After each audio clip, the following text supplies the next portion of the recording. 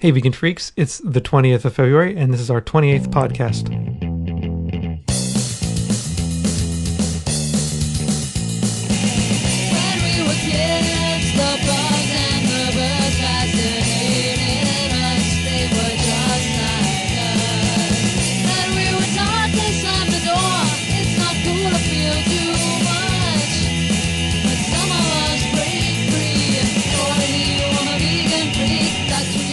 Vegan Freaks. How's it going? I'm Jenna. I'm Bob. And welcome to yet another fun-filled Vegan Freak podcast. Another exciting episode of Vegan Freak Radio. Indeed. What would you do without us? You would probably have 2 hours a week of something else to do. Exactly. Well, anyway, here we are again. I feel like we were just here. We were. But, wow, we got a whole bunch of stuff going on this week. Where are we going to begin? Oh, okay, well, we got our shout-outs. We got, what else? We're going to talk a little bit about tattoos. A little bit. You're going to talk about your animal rights class. I'm going to talk about class, yeah. And then we're going to talk about some debates that go on, people using the argument, but I'm only one person. So we're going to address that. Mm-hmm. Indeed we are. We're going to do a couple emails that we have in response to last week's show, a couple other things floating around out there. We're going to do 3 voicemails, one of which is very short and quite funny. The other 2 are, I don't know. Good. Yeah, good. They're good. Yeah. And then we have an interview for you with Sarah Kramer. Yes, of La Dolce Vegan, and she's the co-author of 2 other vegan cookbooks. And if you don't know who Sarah Kramer is, I think you need to have your vegan license revoked. I know. Yep. I felt like when we first became vegan, I had to buy her cookbooks just because it was like necessary. You know, you had to. It's like requirement. Well, yeah, they're standard issue, exactly, which we talk about in the interview. So, yeah. Anyway, we have an interview with Sarah Kramer, and that'll be that's actually pretty cool. And I don't know, just our normal, ADD, witty banter, crazy stuff that we are into every week. Mm-hmm. So, what we need to do is begin the show with some shout-outs. First, we want to give a shout-out to we got a cookbook in the mail to review. Yes, it's called The Glad Cow Cookbook by Summer Kitely. And so we wanted to say thank you, and we want to do a proper review, but we haven't had a chance to test out the recipes yet. So we just wanted to say thank you for sending it to us. I saw something she had posted over on Vegan Represent, and she said that she likes listening to the podcast, but not when her kids are around. And that's good. Yeah, we're probably not kid safe. We're definitely not kid safe, and depending on where you work, we're not work safe either. True, only with headphones. True, with headphones, we're safe anywhere. Mm-hmm. Except that we sometimes get emails from people. Like, I guess one email from someone saying, yeah, I was listening to your show on the subway and laughing my ass off, feeling like I was crazy. So, well, it's not like there's no shortage of crazy people on the subway, generally. The subway? Crazy people? What?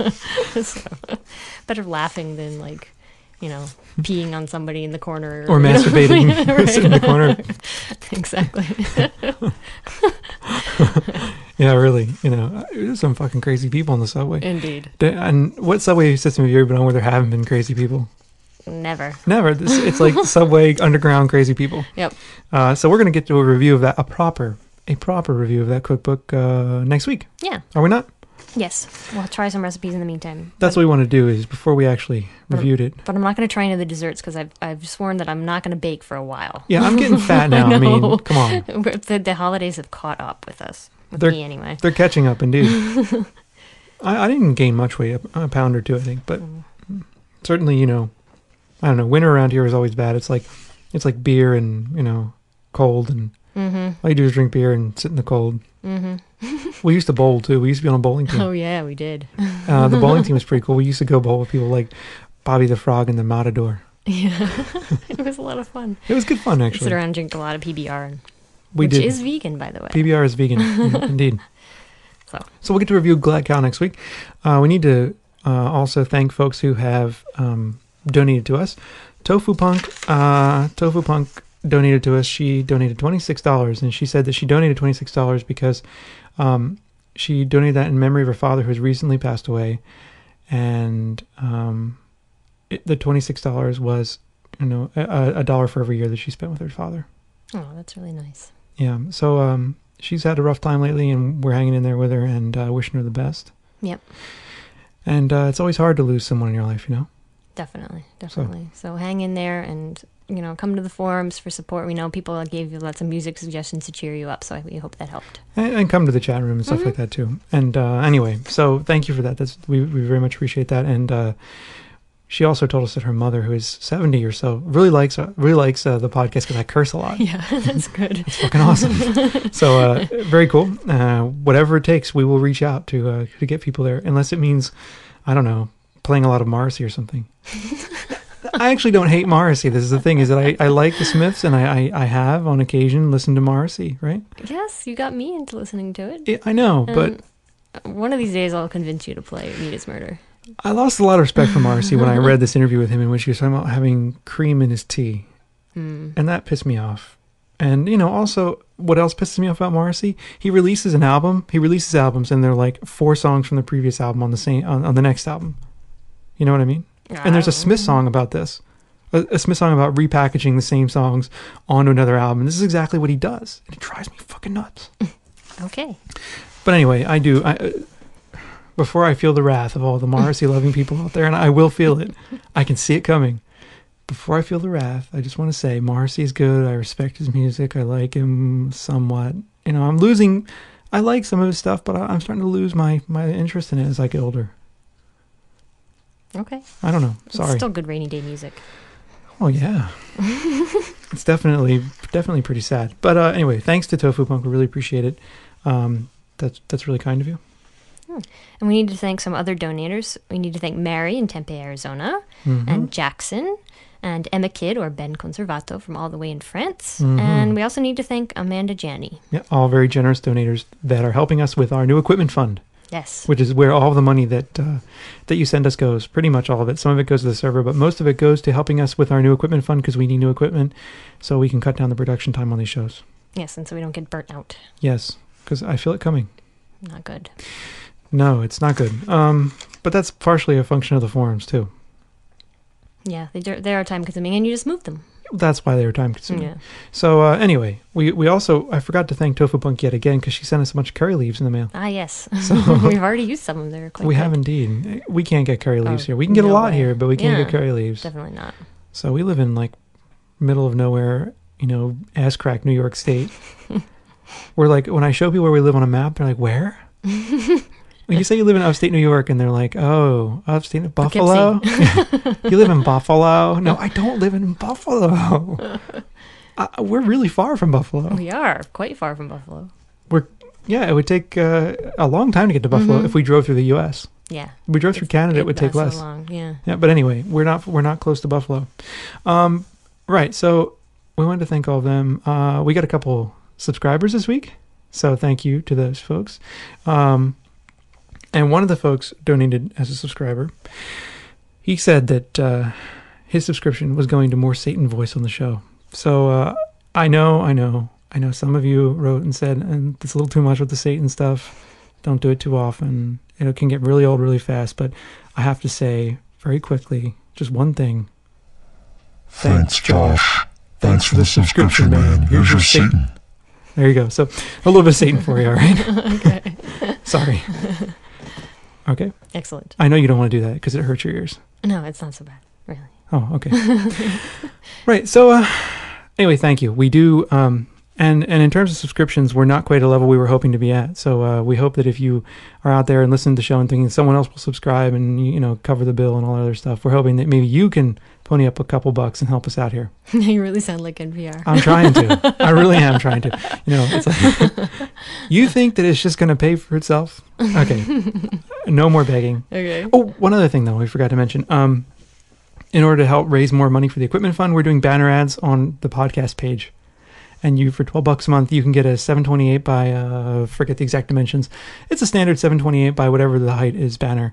You can do an animated banner, $12 a month, and pretty much anything you want. We will reject some banners if they're from like the meat industry, or like if Huntington Life Sciences sent us a banner, we'd say no. But otherwise, we would take your banner. So for $12 a month, hey, it's a deal. Indeed. Thousands of people a day visiting the site. So there you go.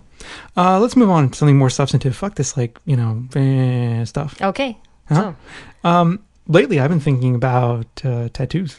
Yes, you want to get a new one. I'm getting a big new one. I'm getting a new one too, but I haven't decided exactly what yet. You haven't decided yet? I've got a lot of ideas in my head. But here's the funny thing. I had this idea of getting a sleeve, and I made the appointment to start get the outline and everything. And I thought when I finished the sleeve that at the end of the sleeve I would have the word liberation in big black letters, you know? Mm-hmm. And I thought, man, this is like the best idea I've ever had, and all this other stuff. And then I get on night and I'm talking to Miss Anthropy, and she's like, hey, that's my idea. I totally stole it. I didn't even know it. How much do I suck? Oh, well. I didn't even know. So, Well. and so I'm not doing that now because I don't want to steal it. I mean, that's really stupid. Yeah. I don't like to steal. I mean, you steal someone's tattoo idea. That's lame. It's really weak. Yeah, it is weak. So, I'm going to think of something else, but I am getting a sleeve on my right arm, and I'm beginning the work in March. I'll probably go for a very long time. Mm-hmm. So I'm going to get the outline done in March and then move on.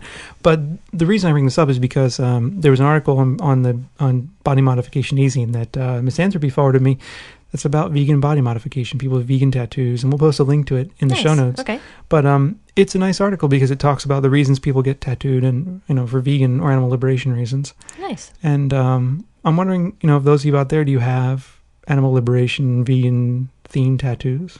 And if you do, I want to know. Yeah, and there are a lot of I've seen a lot of straight edge tattoos. Yeah, there's a lot of straight edge stuff out there. Some for of sure. them, some of them are vegan related, so they're pretty cool. Absolutely. So, what I was hoping was we got these new forums up and running, and there's like a gallery section on there. You can go and upload your pictures. So yeah, for registered users. For registered users, of course. If you're unregistered, you can't see them. You can just see kind of like a little thing where they were. Or would be if you were registered. Mm-hmm. But if you register, you can go in and upload. And I'd just like to see more, vegan body modification. There are a couple things on there already, or, an old thread where we have some other stuff on there. I think Banana on our forums has herbivore written real big on there. And then Josh from Herbivore Magazine has, what does he have? He's got a vegetarian through a tomato and a It's a bunch tomato, of other yeah. vegetables. I can't remember if it was tomato or a pepper or a couple things. Yeah. So I would like to see more of those. And I'm thinking about, my sleeve is mostly going to be in kind of a neo-traditional, probably Japanese style. Yes, I'm a cultural thief. But still, I would like to make the end of it something, the cap of the sleeve perhaps related to animal rights or something like that. I don't know. I'm thinking about it. Cool. What do you think? Yeah, sounds good. So anyway, if you have any brilliant ideas and you don't mind if I steal them, let me know. I'm open.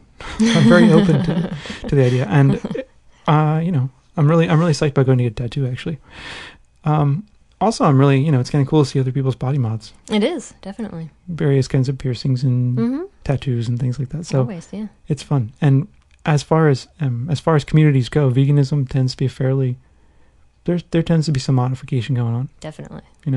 Especially given the ways in which veganism and animal liberation and punk have had kind of this kind of fit together, Definitely. Yeah. Cool. I'm talking too much. You need to talk. Yeah. Well, I don't know. Well, it's because you're getting the big ass tattoo. I'm just getting a small one, and I haven't decided what yet. Probably some sort of floral theme or something. I want to get vegan themed tattoo, but not yet. I have a flower on my arm. You do? Yeah. Cherry blossom. I have a couple little cherry blossoms on my right arm. Yeah, and a koi and stuff like that. So cool. Yeah, but they are cool, and I'm anxious to get more. I don't know. You get a tattoo, and it's like this. It's like this itch to get more. At least it has been for me. Yeah, it's addictive. Yeah, I found I got one, and then I was like, I'd never get another one. I thought, and then couple months later, I found myself thinking, it's time for another tattoo, and then I got another one. I thought, I'm done now. I'm done. A couple months later, from myself thinking, I need another tattoo. And they get progressively bigger, right? The first one wasn't that big, and the second one was a little bigger, and the third one was pretty big, and then I just keep moving on. So I keep having this itch every couple months to get more work done. I also think getting body work done like that is really therapeutic. It's true.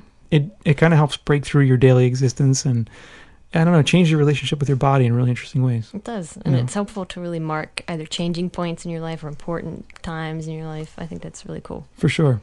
All right. Well, then, also speaking of punk, I want to tell you a funny story about my animal rights class. The other day we were driving in the car, and I have this little AM punk mix, mostly of stuff we played on the show, right? Animal rights stuff, by and large, And we were driving in, and I didn't feel like lecturing that day, so I thought, you know what? I'm going to take in this CD and play it for them because there's a CD player in the classroom. So I took in the CD, and I'm like, these are all the students who, when we first introduced ourselves in the first day of class, they're like, I totally love Dave Matthews, and Good Charlotte, and like all these other, whatever, right? Whatever you're into. Dave Matthews is enough for me, right? Yeah. what the fuck? What? Dave Matthews? Anyway, they're into Dave Matthews and all sorts of stuff. So they asked me, well, what are you listening to now? And at the time I had this Bikini Kill in my, I've been listening to Bikini Kill albums a lot. So I told them that. They're like, hell, And so I took in the CD and played some punk stuff. I played some MDC for them. I played Chicken Squawk. And they were like looking at me like, what are you, crazy? And then what did I play? That's mild, that one. Yeah, I played some of that. And then because our school is so very preppy, I have some Dead Kennedys on the mix. So I played Terminal Preppy for them. They were like glaring at me like, I'm you sure. fucker. Which is pretty funny. And then I played some Propagandy for them, right? Which is like pop punk enough, and they seemed to be, they were kind of like, okay. I also played, God, who else did I play for them? I think, a bunch of stuff we play on the show. And they just looked at me like I was on another planet. They looked at me like I was crazy, completely nuts. And, they probably liked it because it just wasn't class. But I put up the lyrics on the screen because we have a computer in there, too. And I put up the lyrics, and they were reading the lyrics. And one girl said that she liked the songs because they really had a point. She's like, this isn't like pop music, These songs have a point. They aren't like, oh, girl, I love you, They have an idea and they're really trying to do something, and it's impressive. So, a couple of people got into it, but most of them looked at me like I was on crack. Yeah, the musical tastes of our students are definitely a far cry from ours. So I felt really old too, which is weird. I don't usually feel old. Like when I'm teaching, I usually feel like about their age. I'm not that much older than they are, but I felt really old. It was weird. I know. I felt like, oh my God, I'm trying to play something for them that is just like they think is so completely retro and weird. And no, it's not just that. But one day I was trying to teach students. I teach a class on how to teach languages, and I was showing them how they can use songs in class. And so I wanted them all to figure out an activity they could do, and so I had to pick English songs because they're all foreign language TAs, but I had to pick some English songs. And out of a group of 15 students, none of them have heard of Death Cab for Cutie. I mean, not like Death Cab is some obscure group. No. They had no idea who Death Cab was. They had no idea who Block Party was. That's weird because only like 2 people had heard of the Killers. But that's pop music. I know. I mean, how could they not? This is like stuff that's on the college charts, pretty much, right? And even on the pop charts. Yeah. So I that's think really it's just weird. our students are just a little. They're in some little time warp. Apparently. When we first arrived at our school, actually, like everybody, I went into class one day, and the first day we got there, the first day I taught, and I go in, and there are all these people, and they're sitting down with these polo shirts on, and they're all popped collars. Mm-hmm. All the collars are up, right? And the girls are wearing pearls. Mm-hmm. And I come into class, I'm like, hey, is there an 80s party on campus today? And they look at me, and they're like, what? And I'm like, well, you're all dressed like it's the 80s. Is there an 80s party on campus today? And they were like, what are you talking about? And I'm like, you dress like this all the time. This is like my first day there. Yeah. They're like, yeah. I was like, oh, okay, my bad. Yeah, it was really strange. It was really weird. Definitely. But to get back to that, I'm talking a lot today. I feel bad.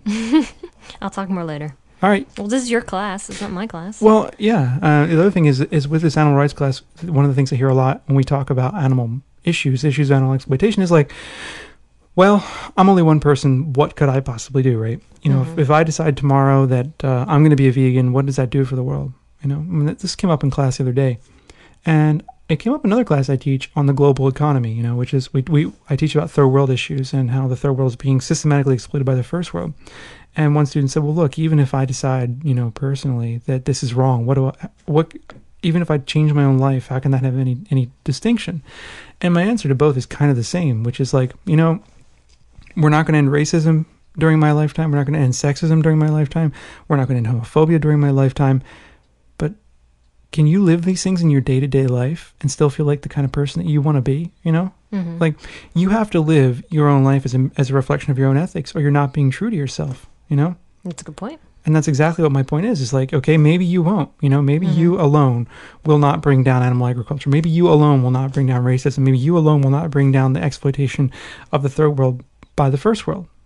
But you, with other people, will. Mm-hmm. And you living your life in a particular way, you living by your ethics will help other people see that this is in fact something that can be done, that you can make a choice to live your life differently. You can, yeah. And I think it's really great to be an example to show other people that you can do, you can live your life like this, and it does make a difference for you. And if you show someone else, then they'll become vegan, and so on and so on. I think so too, and I think that's the best solution to the issue when people bring that up is like, are you going to be completely fatalistic about everything you want to change in the world? Like, America is such a weird place. You know, I mean, I know this is obvious on some level, but America is simultaneously the most apathetic and most individualistic place on the planet.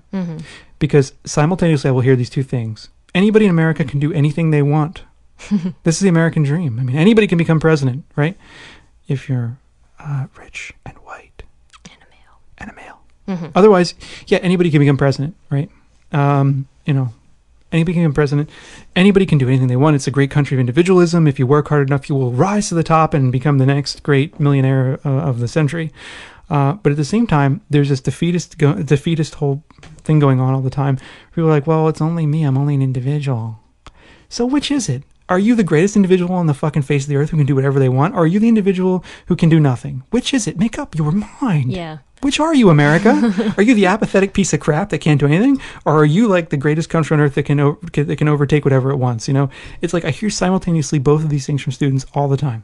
The same people. Yeah, and it's funny that we bring this up today because I was reading through Sarah Kramer's cookbook before we interviewed her, and she addresses some of these questions that people, excuses people give when they don't, for not being vegan, and this is one of them.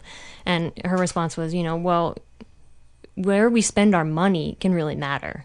And, we do live in a capitalist society, so where we spend our money is like having a vote, It is. If you spend it on vegan things, then you're promoting this kind of lifestyle. And where you don't spend your money or you decide not to do that, that's really important. So if more people go and buy, American Apparel or non-sweatshop, kind of things, that's important. And I know sexism, blah, blah, blah. Well, this is the first thing that popped in my head. Well, the thing about American Apparel, right? Often the critique is he masturbated in front of a reporter, right?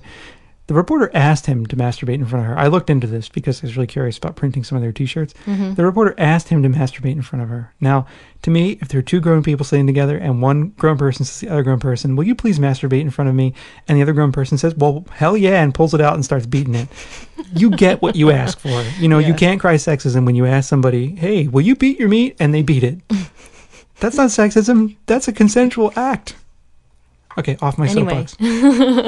So where we decide to spend our money and not to spend our money can really make a difference. It's unfortunate that it has to come to that sometimes, but you gotta support things that you think are right and not just spend money on Nike or other corporations that are evil.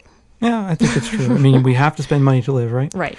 And why not spend it for vegan stuff in vegan places? Yeah, and if you give money to the vegans, they're not spending it on meat and things you're going to object to. This is why I like to hire vegans. Yes. When I can. And this is why you should like to give us $4 a month. Supporting vegan friends of yours who are here in your iPod, on your home stereo, on your home computer, bringing you company every week. Yes. So, right. Because we can't afford to outsource the podcast to poor Pakistani children who work for 12 hours a day without food and water. Yeah. Well, even if we could, we wouldn't do that because that's cruel and horrible. And we believe in limiting human oppression as much as we believe in limiting animal oppression. I'm all about liberation, man, right. on all counts. Yeah, but all of this ties into what we talked about last week, is that, if you know it's right and you have to do it and you have to live by your ethics, and if, enough people do that, then it will make a difference. You okay? I'm yawning, sorry. I guess what happens is I start talking and I don't breathe. And I can't. Usually when I talk like in class, this is kind of almost what it's like to be in class with me, if you're ever wondering. I get up in class, I can get up and move around and rant, and I can move. And I'm sitting here in a chair, I can't move. Right, and especially you can't move our heads a lot because otherwise the sound gets all screwy. Yeah, it changes the sound when you get on the microphone. You see what I mean? In my head, I can't move my head at all because my headphones screw with this thing. So. Yeah, your headphones aren't very well shielded. No. And if Jenna turns her head to look at me too much, it goes... We get this all the feedback. So, and, I don't know. We got to be careful if the cat comes in because he can hit the knobs on the mixer, and then we can end up with Satan voice and all this other stuff, which I'm really tempted to do again, but won't. You're looking at me like I should. No, I don't want to overdo it. Okay, So. we'll save it once per podcast, maybe. All right, once per podcast. Okay. I think that's fair. Plus, the Satan voice we stole from somebody else anyway, so. That's true. Okay, so anyway, that's just a quick glimpse into what it's like to be in the animal rights class. Oh, but I was saying earlier, the ranting and raving. I rant and rave so much, I don't think I breathe, and I have this oxygen debt going on. I get a little dizzy, and then I start yawning a lot because I don't think isn't a yawn simply a desire for your body to have more oxygen? More oxygen, I think so. Right, so I'm running out of oxygen is the problem. I need to stop and breathe every so often. Breathe. Center yourself. Okay, so we should play some music to break things up here. Oh, wait, I thought we had more. Oh, I see. Yeah, okay. I'm misreading the outline. Okay. My bad. I just think it would be good to break things up. Okay, vamos a playar. We're going to play something that Claire By sent the us. way, I know.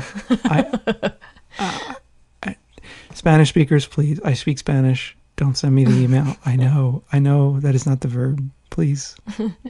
Okay, thank you. Okay. Anyway, I was trying to be funny. Okay. Go ahead. Something that Claire sent us. We played something that Lindsay recommended a couple weeks ago, and the lyrics spoke to her, and she made the connection of those lyrics to veganism. So, and Claire actually, right around the same time, sent us a song that she really likes because the lyrics speak to her about veganism and about making a change. Mm-hmm. So we're gonna play this. Since we played Lindsay's song, we should play this song too. Mm-hmm. We try to play everything we get. Yeah, eventually. We do. We put it in a queue, and we usually end up playing everything we get. Yeah. So this one is called Walk Away by Goldfinger, and some of the lyrics are pretty good. Actually, they connect to what we were just talking about. They say people have their ways and people stay the same, accept the way it is, accept things that don't change.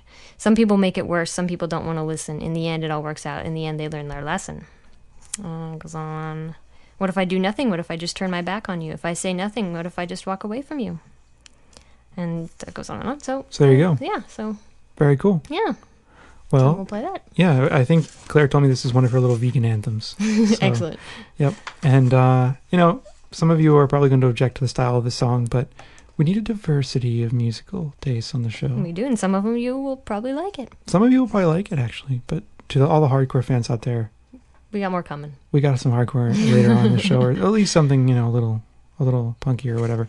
There's an insect in here. How strange. All right, That's music. Great.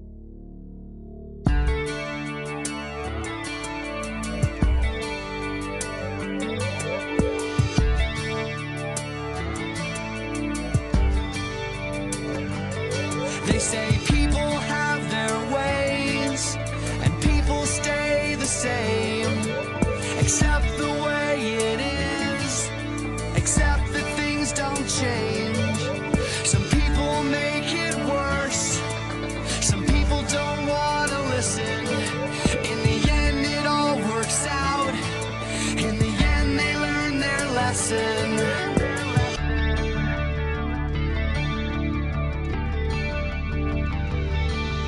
But I don't believe this shit. I know I can make things better. I know it'll take some work, but I'm not afraid of the dirt. What if I do nothing? What if I just turn my back on you? If I say nothing, what if I just walk away from you? Walk away. I could never walk away from you.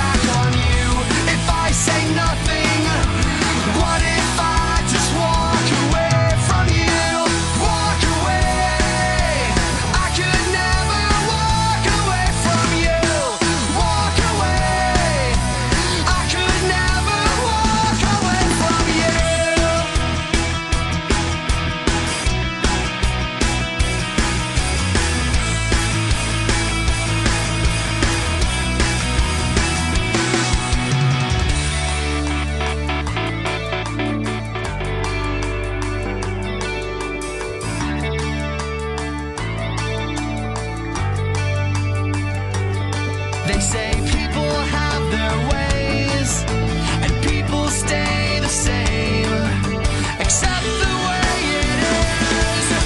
I know that I can change. What if I do nothing? What if I just turn my back on you? If I say nothing? What if I just walk away from you? Walk away. I could never walk away from you. Walk away. I could never walk away from you. Walk away. I could never walk away from, never walk away from you.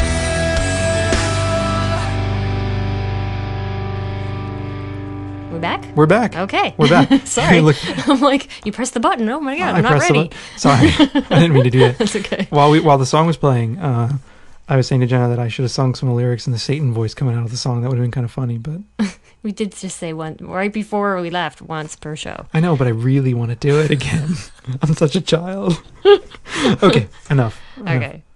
No more Satan voice. Okay, that's all. Right. I lost my outline. Okay. Well, now we're going to talk about this debate that came up on our forums today. Right. And we're not going to talk about the entire debate, but we did want to mention, because it sort of veered off. A debate on an online forum that veered off topic. I know. It's Never happens. I know. But we did want to talk about one part of the debate that came up, and is that how do you basically attract more vegans? And my first answer was definitely not with honey. Use agave nectar. Yes. Yeah, honey. Honey definitely is not vegan. There's just no question about it. So, I know, but not vegan. Oh no, I think it's the wrong still one. in the Satan voice. Let's try that again. That's not the not Okay. vegan voice. Not vegan. See, Okay. that's better, right? There you go. Okay, sorry for the effects. For people who are bothered, I apologize. No more. We're done now. Okay. So honey is not vegan, but how do you attract more vegans?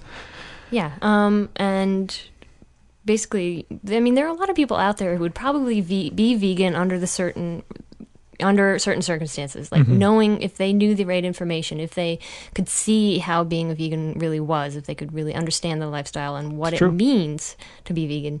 A lot of people probably would become vegan. But how do we get them to that point? And we've talked, about this before on the show in different contexts. Of course. But this context is how is it better to approach people, especially if people seem interested and they're talking to you? Is it better to be really nice and be a vegan mentor? Or is it better to just say, you're a fucking idiot, wake up, and, this is why you should be vegan? Wake up, animal killer, murderer. Right. Yeah. So, and I think the consensus that came out on the forums is that it's generally best to be a good vegan mentor. I think it depends on the context. But it depends on the context. It depends on the person. And I know Miss Santopy says this a lot, is that she has different tactics depending on who she's talking to. And you have to really be able to read the person and to see what will work for them. For some people, it is enough to say, look at your dog and your cat and look at all the other animals.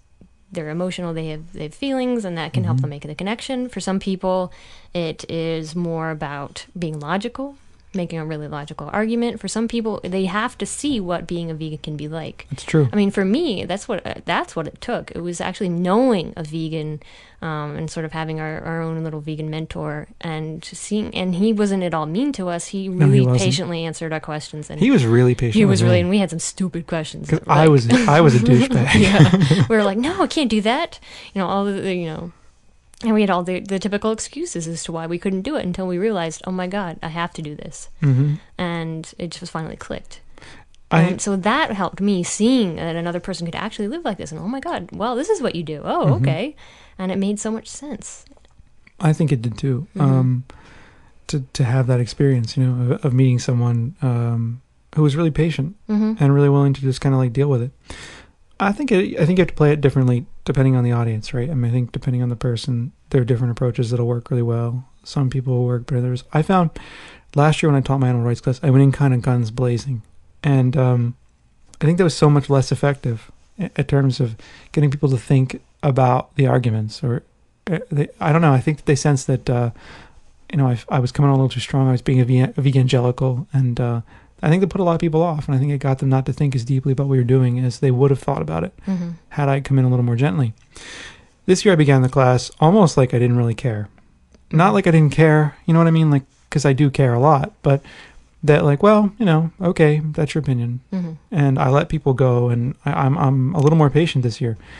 And I found that that's made a really big difference. I think in the way that, wow. Loud. Yeah. I think it's made a really big difference in the way that my students have received it, because I think if you're like me, you don't like anybody telling you what to do. I hate being told what to do. Very true. It is so very true.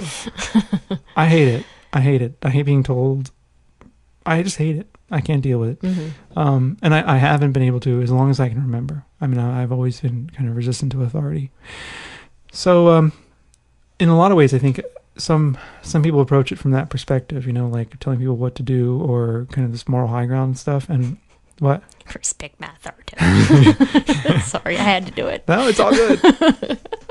It's all good. I get to play with the same voice as you I to get do the to South Cartman Park. voice. Okay. So no, but I think if you come off like that, some people look at vegans as like Christian fundamentalists. The guys who like and people who knock on your door and like, have you thought about Jesus? That, and I have a problem with that. So I think there are different ways to approach people differently, and I think that for some people, yelling at them works. Yeah, I mean, Satan mentioned on the forum that he basically took a kick in the ass from someone yelling at him to realize, to sort of shock him into. But I think that person is rare. I think honestly. so too. So I generally think that a slow and steady approach is a useful one. I mean, I think this is for people who I think if you don't know the person, it's quite different. I think various kinds of activism require a different approach. I don't think that gentle is always the way with activism. Yeah. I think if you're going to do something like publicly, nice and gentle isn't always a solution to the problem, right? Because sometimes other things get people thinking. True, but look at something like on The Witness. I mean, this guy, he wasn't necessarily gentle. I mean, well, yeah, that's not gentle at all. He's showing.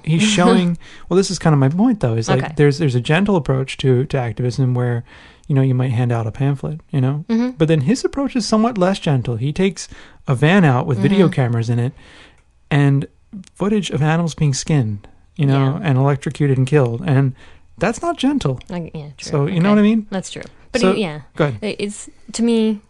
Yeah, I mean, he's not standing there shouting like, murderers, you shouldn't wear fur. I mean, he's not doing that, but I guess it is kind of a different kind of shouting by showing the videos, since it's pretty graphic. I have a few but I problems mean, you with- just look at the people reacting to it, and it works. Yeah. So I just think there's a variety of ways, is what I'm trying to say, and that, I don't know. Whenever you bring this up, you inevitably alienate some people, because some people think that one way is the way, and some people think this way is the way. And I'm sure there are people out there right now who are like going, oh, you're being too fucking soft and this other stuff.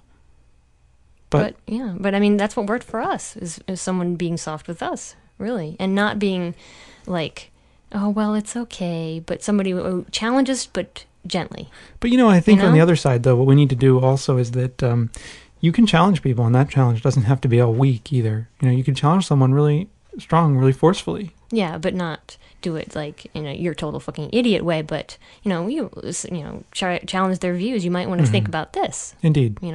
Before making your final decision or whatever. Yeah, I think if you call someone an idiot, you've already shut off all definitely. the doors there. So I'm of a couple minds about this. I'm of a number of minds about it, actually. I don't know. I'm sure someone out there completely disagrees. I got to tell you, though, right off the bat, my only concern is trying to get people to be vegan and stay vegan, Not my only concern, but that's what I really want to do, because I think that's probably one of the more effective ways to help kind of end not end it, but to at least limit animal exploitation. Yeah, and the more people that go vegan, the more people that are healthy, happy vegans and that want to stay that way are much better examples than to show that we're from all walks of life. Right. We're all very, very different people. Well, one of my students in class said, look, I think I can maybe be a vegan, but I don't know if I want to be one of those weird tattoo pierced vegans. And I was like, standing there going, hey, wait a minute. Are you talking about me? And yeah, just because you're vegan doesn't mean you need body mods. Right. Well, that was kind of my point, though, is I said to them, look, I've spoken at food fairs, and I've met vegans from all over the spectrum. And, in Boston, at the Boston Food Fair, I met a 70-year-old grandmother who told me that her kids got her to go vegan. At 70, right? So my point to them is that, it isn't like there's a typical vegan, because there's not. Nope. And I just think that there's a variety of ways to do it. So if you have ideas about how to best reach out to vegans, I'd like to hear them. Yeah. I think that there's a number of ways to do it. And I don't think that there's any one single right way. Definitely not. So, yeah, contact us. Podcast.veganfreak.com is our website, and you can leave comments right there. Podcast@veganfreak.com is our email, and you can always leave a voicemail. Indeed. 267-295-9044. Yes, on your refrigerator door. Cool. So what we're going to do now is move into our emails. Email. You've got mail. Okay, let's see here. Cialis? No, don't need that. Bigger bus size? No. Free iPod. Oh, it might do that. Oh, are you pleasing your woman? Well, you better ask her. Oh, well, what's this? Vegan Freak email? Vegan Freak email. Okay, we got a couple emails this week, and we'd love to hear from you. We could always use emails. Podcast@veganfreak.com. The first email we're going to talk about this week is from Amanda Janney, who we mentioned at the start of the show. And Amanda says, I just finished listening to podcast number 27 with the interview with Kimberly McDonald. I honestly can't say that I enjoyed listening to the last half of this podcast, but that's no offense to you at all. It's a hard topic, and as they say, the truth hurts. And it did indeed. It's kind of a tough... Mm-hmm. It was a great interview, but it was a tough one. My friend had told me it was really sad, and I almost didn't even want to listen to it, but I knew that I needed to. I never felt so sad, angry, helpless, and sick at the same time. I actually had to stop the podcast a few times and take a break because it was just so sad.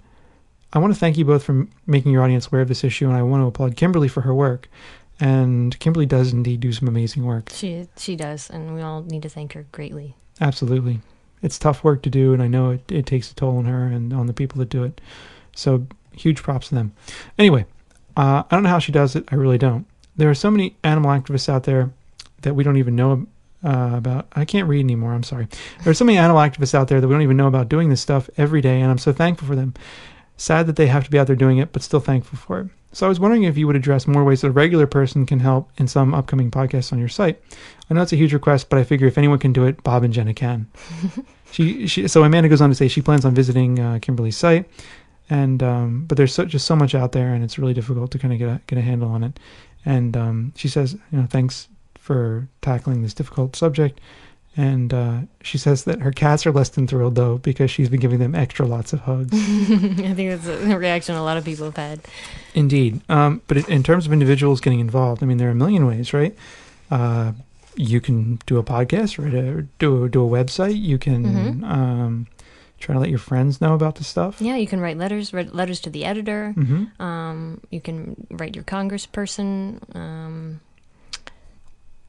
Actually, one thing I wanted to bring up about the interview is that it's still not too late. The HBO documentary. Oh, right. Is coming up this Tuesday, which if you're listening to this on Monday, it was tomorrow, the 21st of February. And I think just watching that, even though it's probably going to be really rough to watch, and getting your friends to watch it or your family members to watch it, because I think one of the best things is just education, just talking to other people and letting know that these things are happening. Indeed. And it was even, I think somebody Sam 30 posted on the forums, there was an article in MSNBC about this documentary, so it's getting out there, so we need more people to watch it and be aware of it. But I think that the average person can do any number of things. What I tried to do when I wanted to get involved was I tried to figure out where my talents were. I tried to figure out what I could do best and how I could maximize those talents to help the cause. Yeah, and people have different comfort levels and different talents, sure. And they can use those to their advantage. Some people are very comfortable doing anything from direct action all the way down to writing letters. And I think people are needed all across the spectrum there. Definitely. And I think whatever you do, you need to do something that fits with what your talents are. So I think you find something that suits your talents, and you try to do something where you think those talents can be useful. Or even something like if you have the time to volunteer at one of these shelters, so you Indeed. make sure that they're acting like they should. Scanning the dogs and making sure that you try and contact their owners, or getting people to adopt dogs from shelters and not buy from puppy mills, pet stores, that kind of thing. We're going to talk about that later with one of the voicemails too. So well, the other thing is it's really easy to order some pamphlets from Vegan Outreach. Yeah. You order some pamphlets from Vegan Outreach and just give them to people leave them places, stand on the street corner and hand them out. That's so simple to do. Mm-hmm. You leave them at your library. Yeah, and those actually do help some people go vegan. That's like the one thing that they need. Yep. To go vegan. So there are any number of things that the average individual can do, and I know sometimes you feel helpless, but there's something that everyone can do. I think you just got to find a place where I think you feel comfortable doing it, and that's why it's useful to have like the forums and stuff. You can meet people and talk to other people about how to do things and all that. Yeah, definitely. So cool. So thanks for that. Excellent. Our second email comes from someone named Rachel. She's 17 from Florida. And she got a couple different points here, but her main thing that she wanted to talk about is that she's not quite 100% vegan, but she's on again, off again, vegetarian vegan. Here's her problem. I will be studying abroad in France for 5 months, leaving this September. I'm a bit scared that my French family is going to disown me or something as soon as they find out I don't want to eat their native cuisine. The French are heavy meat, cheese, egg, quote, everything not vegan. Of course, I will be willing to make my own dishes. I'm just worried that on top of my Americanness, this facet will only make myself more alien. I have no problem telling Americans about my diet, but I'm nervous about telling my French family because I'm afraid that they will completely not understand, thinking I'm just being rude. Any advice? My advisor told me I should be open to eating a little meat, which obviously freaked me out. She then told me that France doesn't normally accept vegetarians because of the difficulty of placing them in families. Sacre bleu. Glad you read that, not me. I refuse to not go, though. I've been looking forward to it in all the other aspects. This is a tough question. We get this one every so often, and I don't know, man. It's really hard, Yeah. In fact, if someone, I know we have a few listeners in France. Mm-hmm. Emma, wink, wink, Emma. Emma has French family. Yes, so. She has French family, so maybe she could give some suggestions. And I know she's had some of a bit of a hard time. But the other thing is that often the way these things work is that the placements are paid. Yeah. It isn't like the family you're staying with doesn't get any, remuneration for what you're doing. This is true. They're getting paid. They're not doing this out of the kindness of their heart. Yeah, that's true. So if they're getting paid for it, they can deal. That's the way I think. Yeah. The other thing is like, I think you need to be true to yourself again. Mm-hmm. It's like, if you went to a different country, and there was some kind of something going on in that country that you really deeply objected to, but it was the culture, you wouldn't participate in it. Yeah. I mean, like, right. Like in Spain, for example, when we lived in Spain, right? Mm-hmm. It's really common in Spain to talk about how evil and dirty the Arabs are. Mm-hmm. Mm-hmm. And when I was there, I refused to do that. I refused to put up with that conversation. Yeah. Because it's racist. Yeah. And everybody's walking around talking about how dirty and smelly the Arabs are, and I was pissed off about it. Yeah. And then they'll turn around and tell me how badly we treat Mexicans in the United States, and I'll be like, have you looked around?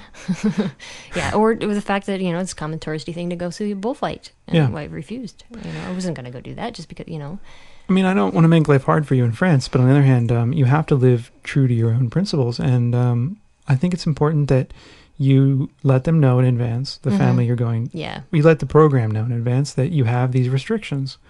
And if you have to, I don't think there's anything wrong with lying a little bit. No. I need it for my health. Health, or, I mean, if you were I'm allergic if you were allergic to, or if you're religious and this was a dietary restriction, I don't think they'd question you. Well, they might. I don't know.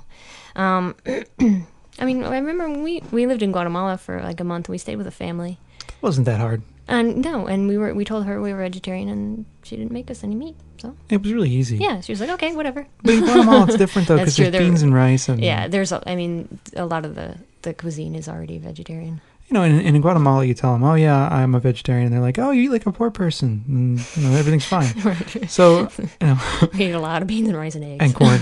And corn. Yeah.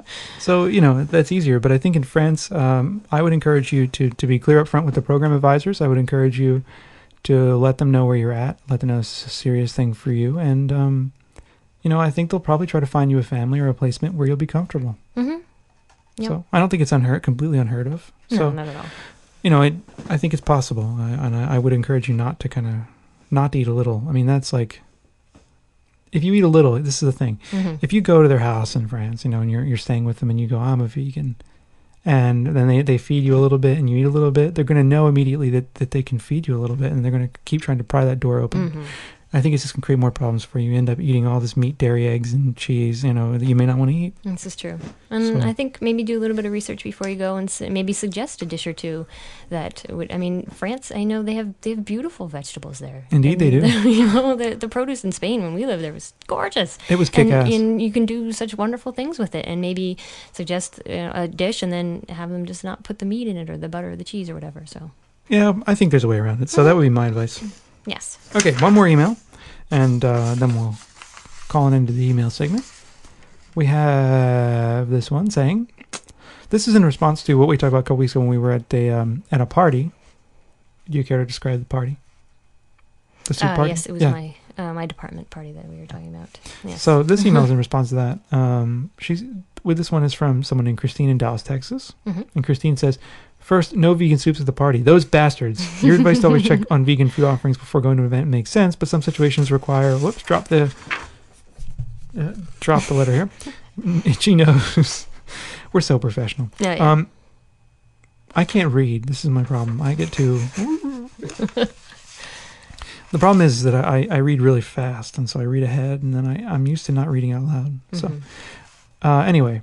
Your advice to always check on vegan food offerings before going to an event makes sense, but some situations require you to be more assertive. I recently attended a family reunion on a cruise. I wrote a letter to the cruise corporation asking for vegan options in the dining room and got a letter back all nice and friendly saying, of course we will have many delicious options for you. Wrong. For future reference, when you first get on the ship, ask the person in charge of all food service and tell them you need soy milk and other proteins in addition to dairy-free vegetables. Then watch them squirm. Second, classical vegan-friendly music for Dino. Have you heard of Will Tuttle Animal Songs? Piano, kind of new agey, but maybe Dino will like it. So I think this was on... what? Oh, he wrote a book, right? Yeah, the World Peace Diet or something. Yeah. And I'm pretty sure VegCast played some Will Tuttle stuff way back when. Oh, okay, cool. Did they not? Probably. I remember fast-forwarding through it. No offense, but... It wasn't my cup of tea. And that's the beauty about podcasting, right? Indeed. We play things that surely are not the cup of tea of some of you out there. And they fast forward. And you fast forward through. And that's the beauty of it. Third, no vegan substitute for blue cheese? Question mark, question mark. There's an awesome recipe in the Candle Cafe cookbook for Cobb salad that includes a way to fix tofu so it will satisfy your Roquefort-like cravings. That's true. We made that once. We did? We did. It did. It was blue cheesy. Without being nasty. I don't remember that. Yes, it was very, very filling. That recipe makes enough salad for like days. And I like the fourth point here. You rock. So thanks, Christine. That's really good of you. Nice to send that in. And I think the point there again, you're going somewhere, you need vegan offerings, you need to tell people or bring your own damn stuff. Yep. Don't just bring dessert like we did. And then we were eating like cupcakes for weeks, and then that was bad. It was good, but it was bad. I like cupcakes. Cupcakes are yummy. Okay. I'm losing my outline yet again. We're going to move on to voicemails next. Voicemail. Oh, I threw the outline on the floor. Once again for some vegan freak voicemail. Maybe we'll hear from a hot chick. Or a choice male. Callers make us happy and help us keep our sanity, even if all they wanna do is fucking complain about the shitload of profanity. Hey Bob and Jenna, it's Ryan from VegBlog. So my wife and I are driving down 95 South here in Virginia this weekend to go visit my sister in Virginia Beach, and we passed the Oscar Mayer Wienermobile. You ask why that's important? Because we passed it while we were listening to your podcast. There's something very weird about that. Bye. Okay, thanks for that. Thanks, Ryan. That's awesome. The Wienermobile. Listening to the podcast. Yeah, passing the Wienermobile. So, okay, you have to do it for this one. There's definitely something not vegan about that. That is just absolutely nuts. So, the Wienermobile. That would be a great target for a little bit of subversive vegan graffiti, wouldn't it? What? We need a tofu pup-mobile. A tofu pup-mobile. Yeah, that would be great. Maybe, yeah. That would be awesome. Someone needs a tofu pup or whatever, all the other... A tofu pup-mobile, that would be pretty cool. Could hand out tofu pups? Yeah. Nice. Yeah, especially because I bet people taste them. I mean, they're really good. They are pretty good. It's like when you go to Toronto, you can actually get vegan hot dogs at all the different vendors, It's surprising. Although, I got to tell you, Yeah. I don't ever eat at those things. No, for good reason. Because, let me tell you, it's time for a little story with Bob. Story time with Bob. I need a little, like, music here, but well, we don't have any. In high school, I worked on a delivery truck. So we would go around and deliver, we were in downtown Philadelphia, and we'd go around and deliver plants. You know, these really big, you ever see those really big plants like in office lobbies and stuff? We go deliver those plants to people.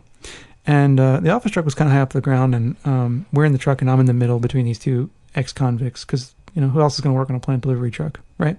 So it's me and these two ex-cons out driving around in Philly.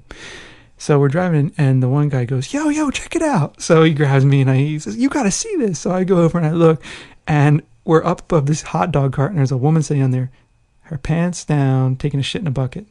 Lovely. Yeah. Yeah, it was disgusting. Well, pissing or shitting, I don't know what, but in a bucket. Either way, she's probably not washing her hands afterwards. Yep.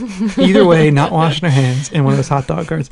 And since that day, I have not eaten in one of those. I can see why. So anyway, we need, I don't know how we got there. Oh, the Wienermobile. But about the graffiti, we certainly would never condone anything like that, right? Like what, graffiti? Mm-hmm. Oh, God, no. No. God, no. No. We mean that in completely theoretical terms. We would never encourage such a thing. Mm-hmm. We would never encourage anyone to do anything illegal, wrong, or otherwise problematic. No. And we love America. Amen. God bless America. And nobody else. Yes. Right, so moving on.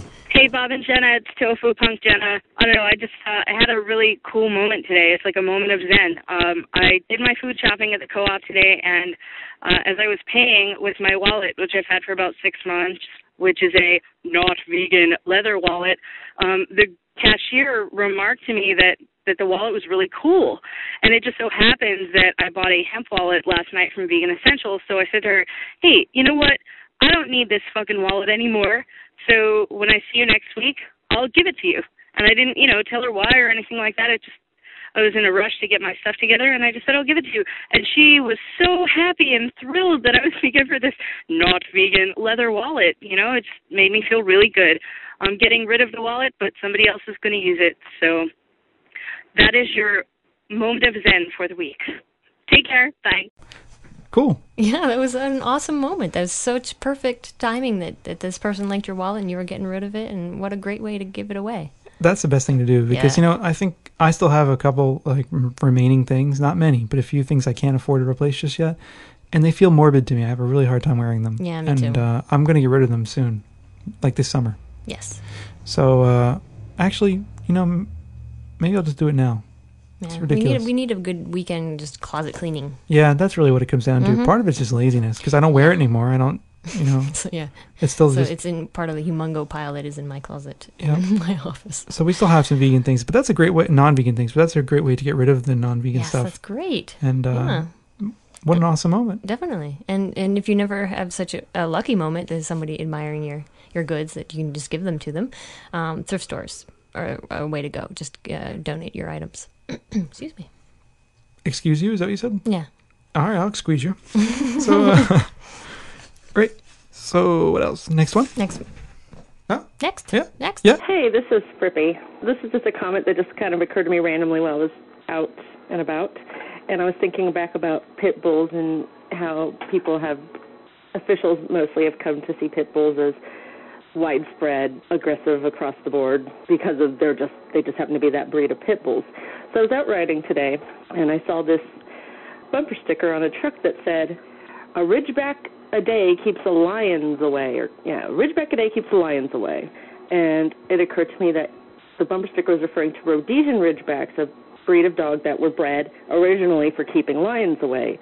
Now, I know there's the rare occurrence, but there's not really much of a chance that you're going to get attacked by a lion in St. Louis, Missouri.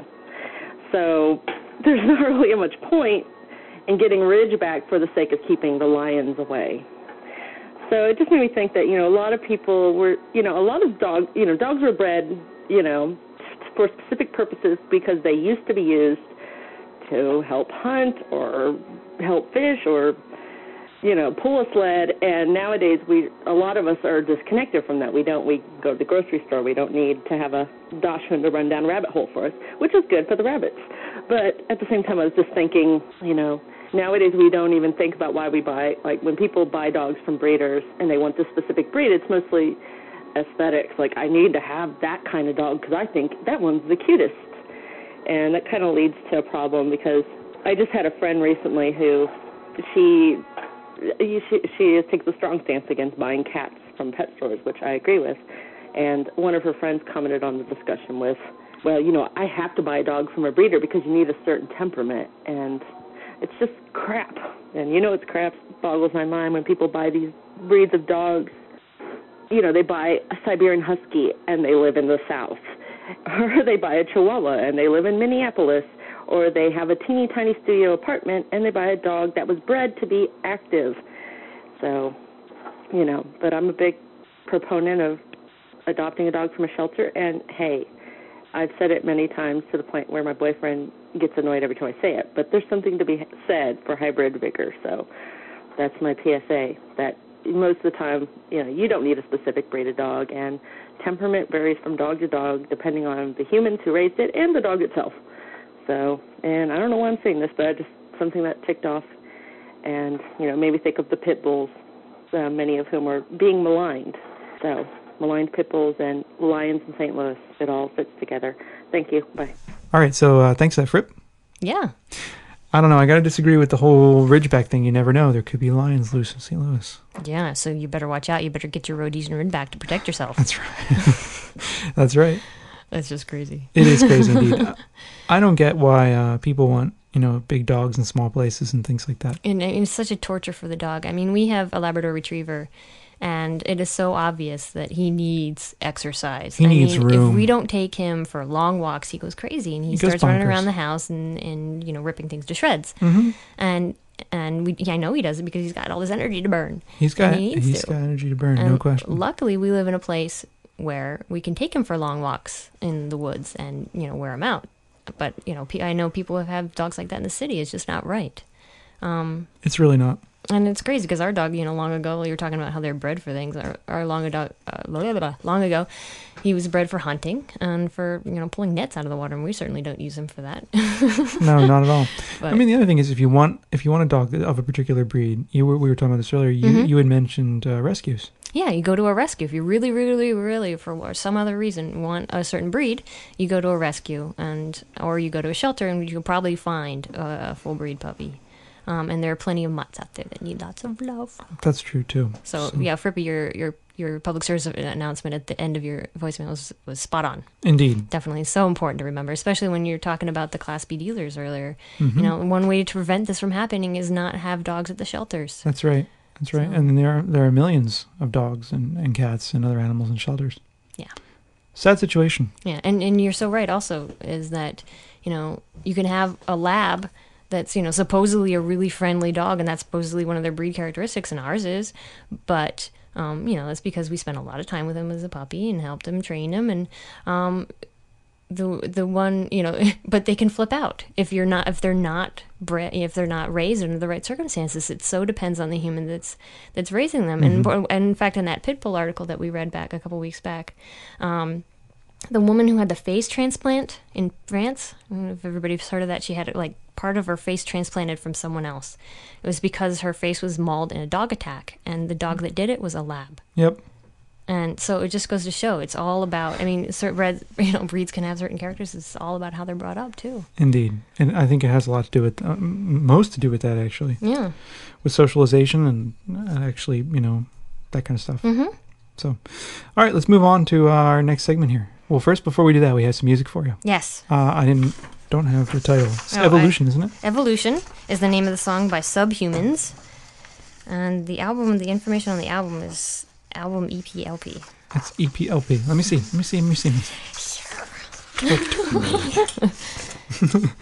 Just give me that shit, man. All right. What do we got? So, some pretty good lyrics here. I'll just let you listen to them. Why should I read them to you? You can listen. You've got a brain. Use it.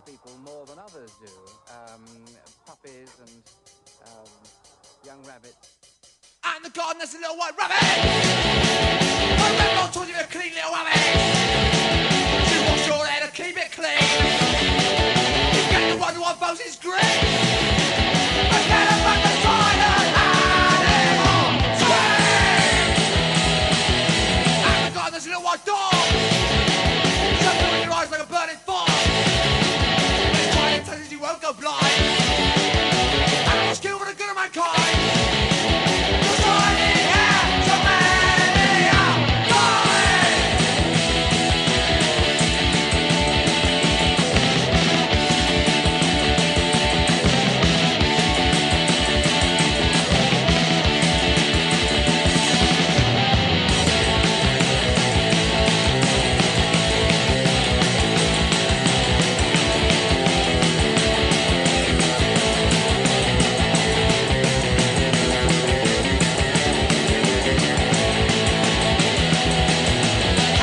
in a white car.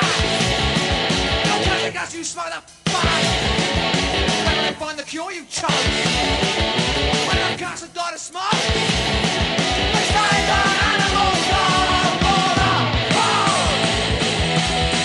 The kids who they look so tame, and the science to remove their brain.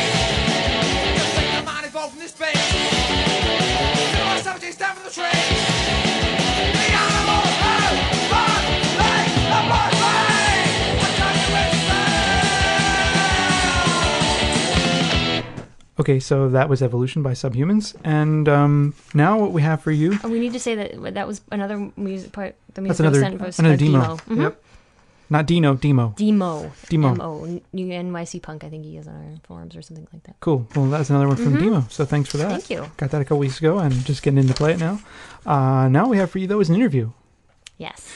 with one of the new faces of veganism. Yes, one of the three.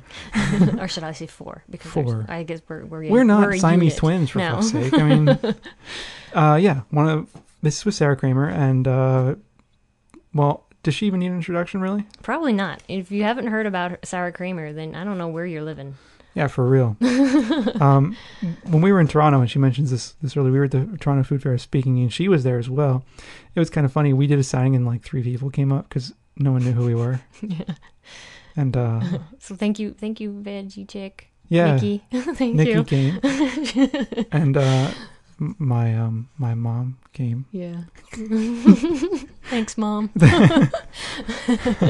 Mom came, and yeah. But anyway, and she was there, and she was, I think, right after us or a little bit after us in the same booth. Mm-hmm. There was like a line around the corner. It was Mm-hmm. like full crazy amount of people, and but you know, she's been around a long time, and she has a lot of books and a lot of fans. So Yeah. So anyway, we'll let this interview go with her, and we'll be back after that. Okay, we're here with Sarah Kramer, who is the author of the recent cookbook La Dolce Vegan, and is the co-author of The Garden of Vegan and How It All Began. And she also runs websites at govegan.net. And welcome, Sarah. Hello, what a great introduction. Good. Thanks for being on the show. You know, Thank you for having me. You're my favorite podcast. Oh, Ooh. wow, excellent. man, that just makes me feel a little moist. A little tingly? Yeah. Are you flirting? Oh God, no.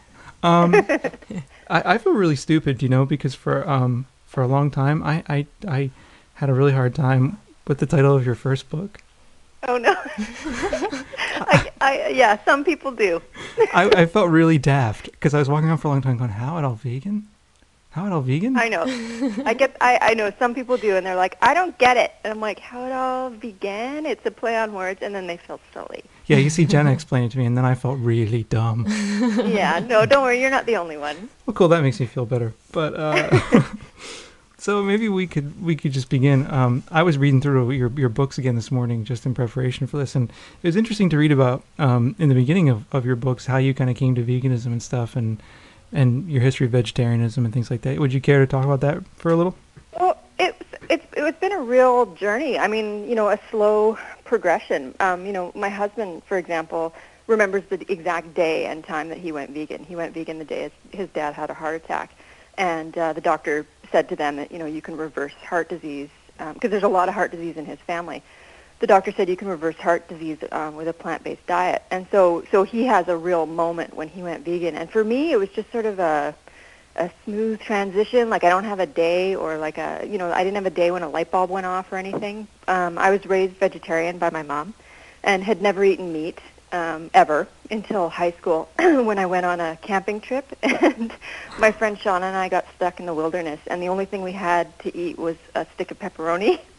So I tried it because I was hungry, and it wasn't so bad. It was kind of salty. And then I sort of, in high school, experimented a little bit with meat products, and I had, you know, bacon and sandwich meat, and I think I had ground beef once. But it all made me feel like gagging whenever I would put it in my mouth, because as a child, my mom was really vocal about where food came from, and she'd be like, you know, your dad is eating a pork chop, and that is from a pig. And you know, as a kid, I like pigs, and I never felt as a child that it was the right thing to do because I loved animals growing up. And so in high school I dabbled a little bit, but found that I didn't like it, and then became a lazy vegetarian. I still ate dairy and cheese and eggs up until probably I was in my 20s.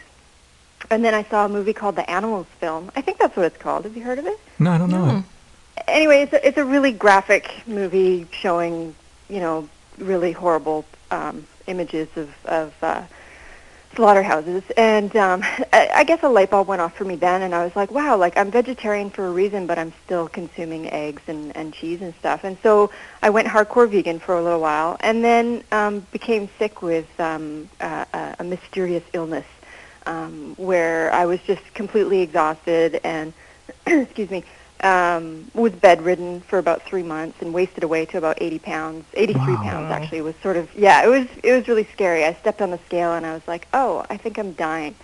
And eventually I found a doctor. I went through about 8 or 9 doctors and eventually found a doctor who would spend the time to try and figure out what it was that I have. And we went through a huge battery of tests and was finally diagnosed with chronic fatigue syndrome. And so I hobbled over to the library because there was no internet at that time and looked up every book I could on chronic fatigue, and they all sort of leaned towards a plant-based diet. And I was like, oh my God, I've been doing this my whole life. Of course this makes sense. So then I went vegan again and noticed that my energy level went up and my health started to improve, and slowly and eventually I became 100%. So here I am, a healthy, happy vegan.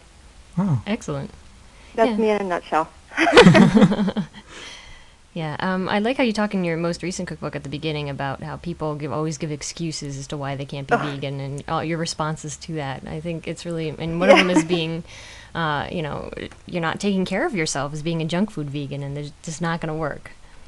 Well, I meet a lot of junk food vegans actually, and I was in Bellingham once doing like a book signing little talk thing, and this kid stood up and he was kind of yellow and waxy looking and he's like, and kind of weak, and he's just like, I've been vegan and I really don't feel good and I just don't think this vegan diet is working. And I was like, well, tell me a little bit about what you eat. And he's like, well, I'm really poor and so I dumpster dive a lot, and so I've been eating a lot of cake. And I was like, oh, interesting. Well, I think you answered your own question. If all you eat is cake, of course you're not going to feel good, whether you're vegan or a meat eater. Like, it's just, I don't think it had clicked in his brain yet. It's really important what you put in your body is what makes your body, it makes your body feel a certain way. And so if you're putting junk in all the time, you're going to feel horrible. But if you're eating whole foods and every once in a while junk food's okay, but all things in moderation, I agree. Yeah. Well, except for animal suffering, of course, right? Of course. Well, that goes without saying, doesn't it? Yes. I would think so. No, but I agree with what you're saying. Last year I was not a junk food vegan, but I ate a lot of kind of like white bread. Not white bread like Wonder, but I'd eat like white peasant bread, and I'd eat a lot of white rice. And I went to the doctor, and the doctor said to me, look, this vegan thing is great, but if you're going to be a vegan and you're going to be healthy, you need to eat whole grains. Yeah. And so we switched to brown rice. It was amazing. I lost weight and I felt a lot better. It was great. And we eat a lot of rice. Doctor. What's that? What a smart doctor. Yeah, it was great. I love hearing when doctors know their stuff. I love that. I was surprised because I went to this doctor. We live in this like tiny town, and I went to the kind of town doctor. And I totally expected her to give me shit for being a vegan, but she said, no, it's great you're a vegan. I wish I could do it, but I can't. We got the typical, I wish I could do it, but you have so much willpower thing. Right. But she's totally cool with it, so absolutely. That's great. I have a vegetarian doctor, and he's Russian, and he talks into a dictaphone. So when I'm talking to him about my stuff, he's like, patient complains of sore left foot. I love him. Anyway, when I asked him if he would be my doctor, he's like, I'm vegetarian and I won't ever tell you to eat liver. And I was like, okay, great. Yeah, I love my doctor. That's great. So, in addition to all the vegan cookbooks and kind of touring around, you've been touring around a lot lately. Yeah, I did almost 4 months of traveling off and on, and yeah, it was exhausting, but it was so much fun. And I got to meet you guys in the summer. That's right. Yeah, you were like a star at the Toronto Food Fair, man. It was like, I know, that's never happened to me before. I was with my friend Jen and Shauna, and I said, I got to sign some books. It'll probably take me 10 minutes. An hour and a half later, I finally finished signing books. There was like a lineup of people. It's never happened to me before. It was awesome. I felt like a rock star. It was great. Well, in Herbivore recently, I think you were called the Pillsbury Doughboy of vegans, which I thought was kind of a half compliment there. Sorry, Issa, but I had to read that about 6 times before I could figure out what it meant. Just kind of a recognizable. Like, is he saying I'm fat? Just a recognizable but then Jerry icon. said that the Pillsbury Doughboy is recognizable, right? That's like right. you see him and you know exactly what he is, and so I guess that's what he was saying about me, that you see me and you know. I don't know. Well, yeah. I mean, I guess what I was wondering is, like, you know, is there kind of a dark side to fame? Do you have any stalkers, or have you ever had any kind of like really weird situations like that, or am I like going into something that is maybe dodgy territory here? Well, my lawyer says that I'm not. No, I do have people actually occasionally phone me at the house, which not you guys, but it kind of creeps me out. Yeah, you gave me the number. I gave you my number, exactly. And like I'm really easy to get a hold of. Like, you know, you can go to my website, the email, you know, Sarah@govegan.net. It goes right to my house. Like, I take care of the website. I take care of all the business stuff. So everything on the website comes to me. Like, I'm really easy to get a hold of. But yeah, sometimes people will look me up in the phone book and call me, and it happens about 3 or 4 times a year. And they just want to ask me questions about the book, or, you know, what kind of tofu I like, or where I like to shop, or whatever. But I think it's really weird. Like, would you phone up Tom Cruise and like ask him? I don't know. I don't know. I just think it's weird. Anyway, so we ended up having to get an unlisted number because it's just it really creeps me out for whatever reason. Well, yeah, understandably. Yeah. We have an unlisted and, number, you know, too. they're sweet as pie. Like, they don't mean any harm. Sure. They're sweet as pie, but... Well, we have an unlisted, but not because we're famous, but because students would call us at like 12 at night, you know, Dr. Torres, I can't turn in my paper tomorrow, you know. I need an extension. Yep. So. The only other downside is sometimes when I'm grocery shopping, people will be looking at what I'm buying. And so, like one time my dog was constipated, and my dog's a meat eater. So my vet had suggested that I give him some cottage cheese, pumpkin, and some fish. And so I had all this stuff on the conveyor belt, and I turned around, and there's a guy who owns a health food store here, and he was just looking at me with these eyes, and he's like, "Well, that's not very vegan." And I'm like, "It's for my dog. Don't judge me. It's for my dog." And so then I went into a store the next day to make sure that he knew that my dog was constipated, because I didn't want him like spreading gossip about me or anything. Yeah. Yeah, your What are dog. you gonna do? Yeah, your dog is adorable, by the way. I see pictures He's of a him all the time on cutie. your website. He's so cute. He spent 17 hours in bed yesterday. Wow. We went to bed at 11, and he didn't get up until 4. Wow. Like, he has a bladder made out of steel. Apparently. That is amazing. Right now, he's still under the covers. It's really cold here, so I think he just doesn't want to go outside. Yeah, our dog's been pretty lazy today, but his bladder woke him up at a really too early for us anyway. 8 o'clock or something. It's horrible. I don't know how someone can spend 17 hours in bed and not pee. Maybe he did pee and we didn't notice that. I don't know. I've definitely spent 17 hours in bed before without peeing. Without peeing? Oh, yeah.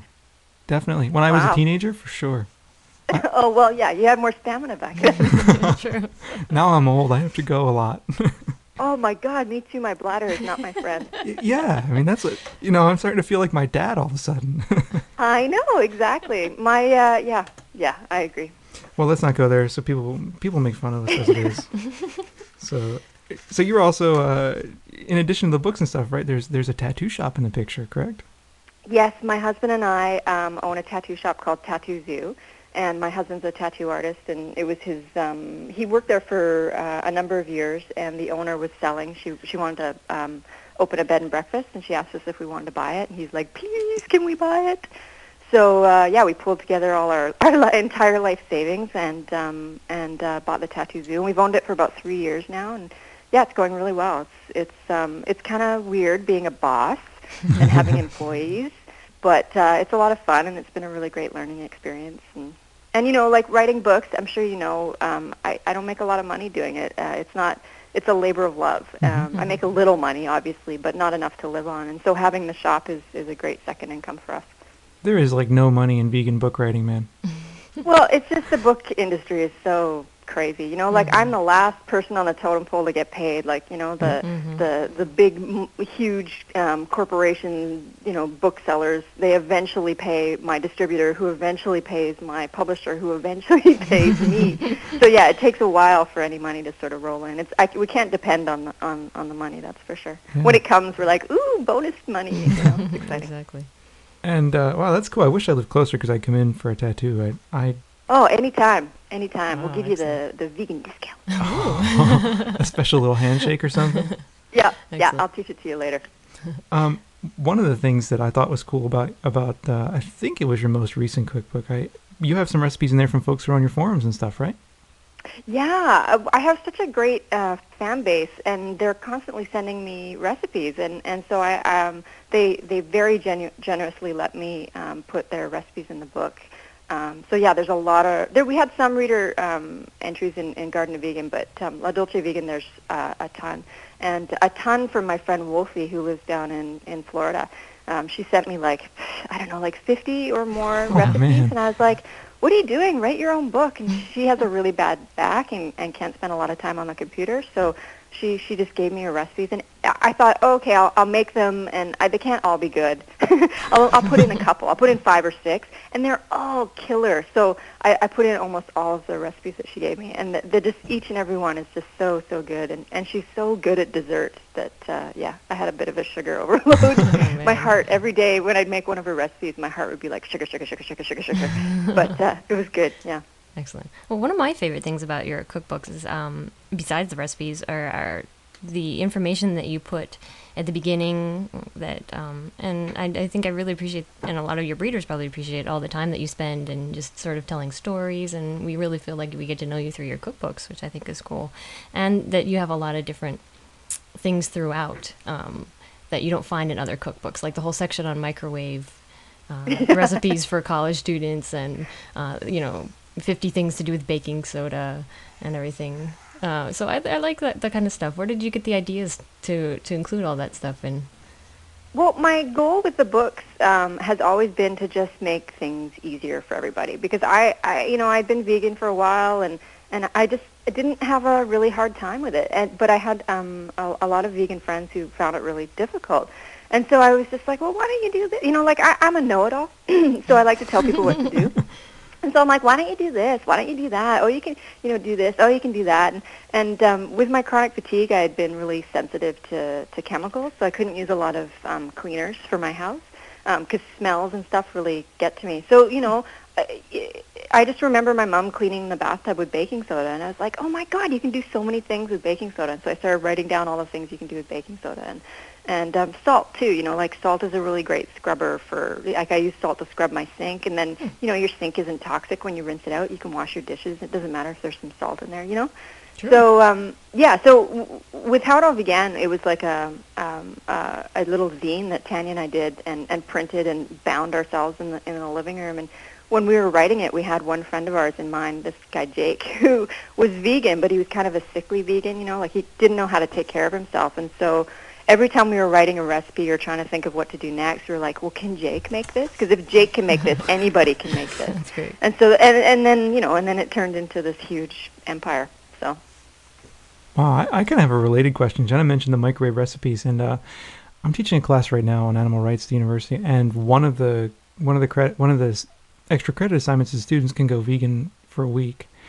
And I offered this assignment the other day, and this one girl said, well, I don't know what to eat, and I'm afraid if I don't have meat, I'm going to lose all my nutrients, and I won't have any energy. And she's like whining and whining. And when I saw that microwave section in the cookbook, I thought, man, this is like a perfect thing, right? Because what kind of advice would you have for students like who are in that situation, who maybe don't have access to a ton of vegan options, but are interested in doing it? Well, I had written that chapter because I had had so many emails from mothers, actually, who are like, right. My daughter's going to university, and all she has is a microwave in her room, and the cafeteria isn't really offering a lot of vegan food, and I'm so worried. And so all the recipes in Garden of Vegan in the microwave section are really high in protein, like lots of beans and lots of rice and, all that kind of stuff. If you can get a little mini fridge, that's a good way to do it. And you can also, you can grow your own herbs in the window, and it's just about veganism and also like going to school in that kind of a situation, it's just about planning. Like you just have to make sure that you plan ahead so that you're not sort of stuck with no food in your cupboard and, you know, your only option is an iceberg lettuce at the salad at the cafeteria. So while it may feel sort of overwhelming at first, if you just sort of plan ahead, you know, like when you're planning a party or planning, you know, even like planning a paper, you know, you sort of write out like an outline of what you're going to do. If you do that with like how you're going to eat and what you need to sort of stock in your cupboard or whatever, then you're golden. Nice. I will pass it on to them for sure. It's just they like to whine too. And tell them to stop whining. God, it's so unattractive. It really is, isn't it? It's the worst. And they are such whiners too. So another thing that I noticed in your books and is that you really like brags. I do too. I do. Well, I'm a little off brags lately, actually. Really? Why? I don't know. It's just a little bragsy. I ran out one time, and I was in Chinatown, so I picked up some organic tamari and started cooking with that again. And I was just like, I'd forgotten how intense tamari was, and so now I'm on a big tamari kick. But you know, brags is great too. But yeah, I'm just sort of off it. It's a little too salty for me sometimes, even though I'm a saltaholic. But I really love how intense tamari is. So right now I'm in a tamari phase. Yeah, I use brags in some places. I mean, like, you know, for example, unscrambled tofu, right? That's one place where I would use it. In your recipe, I saw one of your recipes has that in it. But other places, like if I'm making some kind of Asian food, I won't use brags in that because it imparts kind of a weaker taste, I think. Yeah, it has it has its own bragsy flavor, which is good, but not all the time. Yep. Yeah. So and also, how does it stand? Like, you don't have to put it in the fridge. Like, it just do you know how it doesn't go bad? Like, you can sit on your counter forever, and there's nothing in it. So why doesn't it go bad? It kind of freaks me out. Good question. Yeah, I don't know. Anyone? I'm sure someone will let us know why. But okay, good. Have you ever noticed it gets little like chunks in it? Yes. Yeah, that's really. Yeah, and it gets kind of crusty. Yeah. What is that? It must be like natural salt deposits or something. No, but I mean, in the bottle, if you look in the bottom and you've had a big bottle, there are like these little kind of floaty things in the bottom. Oh, yeah. I'm looking right now. I wonder what that is. That's what we thought. What the hell is that? I mean, it's not like it's vinegar, right? Vinegar sometimes gets a mother, right? Mm-hmm. Is that what you call it? It's probably just whatever random sediment. Random sediment. All it says in the ingredients is soybeans and purified water. Hey, you can't go wrong with that. Why doesn't it go bad? It has some kind of special brag magic. I don't know. Well, yeah. I mean, Patricia Bragg looks magic on the bottle, that's for sure. She does. For the longest time, I thought she had a dog on her shoulder, but it's her hair. Oh, wait, that's not a dog? No, it's her hair. Holy shit, I thought that was a dog. I did too for the longest time. Man. Oh, that's funny. That's great. So, you know, you've helped a lot of people go vegan. This morning I was in our chat room and I said to the people in the chat room, "Listen, I'm interviewing Sarah Kramer this afternoon. Do you have any questions for her?" And there was one of our, you know, one of the people who hangs out in the chat room, Tofu Punk is her name, or Jenna. Her name's Jenna, whatever. She just went completely ecstatic to know that you were gonna be on the show. So, and she said that you helped her go vegan, and you know she really admires you. And so, given that kind of setup, I'm hoping you will have some good advice out there for the on-the-fence people that we have listening to our show. There are some folks out there who are like, well, I might go vegan, I'm not sure. What can get them over that fence? How can we kick them over the fence? Well, my thing is like, I'm not the vegan police. Like, I'm not here to tell you what to do or what's right or what's wrong. My thing is, like, I'm just here to tell you what I do, and if that helps, that's cool. But the thing with veganism and, like, lazy vegans and lazy vegetarians is that it's all about choice. Like, you're making, like, you know, I get emails sometimes where people are like, I can't give up the cheese. Well, the cheese isn't forcing itself into your mouth. Like, you're making a choice, right? You are making a choice. And so it's up to you to decide where the line is. Like, what, like, are you gonna be vegan or are you not gonna be vegan? Like you either are you in or you're out. But it's a choice that you have to make, and sometimes it's difficult and sometimes it's frustrating, but so is everything else in your life. You know what I mean? Like, it's a drag to have to make your bed every day, and it's a drag to, like, you know, have to walk your dog sometimes. But it's just, it's a choice that you've made to live your life. You know what I mean? And so it's the same with veganism. Like, you just choose to do it. And once you choose and you start living that way, then it's awesome. I just don't find it, you know, once you make a choice about something, then nothing's difficult. I agree. I think completely. I think when you first make the choice to go vegan, it's hard. Maybe for people who are coming from background of an omnivore or being a vegetarian, it's hard for a little while. But then I for sure. I found personally after the first week or two, I mean, I swore everything off like overnight pretty much. And I found out after the first week or two, I actually started to lose taste for those things. And then I was in such the habit of putting creamer in my coffee that, you know, I was vegan for a couple weeks, and I went into the bookstore near where I work, and I went into the cafe there and got a coffee, and I dumped creamer in it, and I wasn't thinking, you know. And I left, and I put the lid on, and it was just habit. And I took a sip, and I was like, blah! You know, I could immediately tell it was like this horrible, buttery, kind of nasty, fatty taste, right? And it's just like I lost the taste for it that quickly. So I think if people just decide, you can do it so quick, so easy. I sometimes tell people too, like, I think it's great that you went, you know, all out, all right away. But I think sometimes what happens is people get a little, you know, they're like, I'm gonna go vegan, and they get a little too excited, and they drop everything from their life that isn't vegan, and then, you know, they're living the vegan life for a little while, and then it just gets really overwhelming, and then a lot of those people sort of fall off the vegan wagon or whatever. So sometimes I just tell people, you know, just do baby steps, like maybe just take the creamer out of your coffee, and, you know, and then the next week try taking the cheese off your pizza, and then the next week try taking the milk out of your cereal and replace it with soy milk or rice milk or whatever. You know, just take baby steps until you sort of are comfortable with it, and it just sort of becomes part of your lifestyle. And then you don't, you know, and then you're not really giving it second thought. Because I think sometimes if you do it all at once, it can get a little overwhelming, and you're just like, I can't eat anything, I can't do anything, you know? True. And we certainly would suggest to people that they get your 3 cookbooks. I mean, there's 3 cookbooks chock full of recipes that... The trilogy. Yes, indeed. And now I need to do a prequel. Just don't put Jar Jar Binks in it or anything, please. No! Oh my God, Jar Jar, you ruined everything. Yeah, I mean, what a stereotype, walking stereotype he was.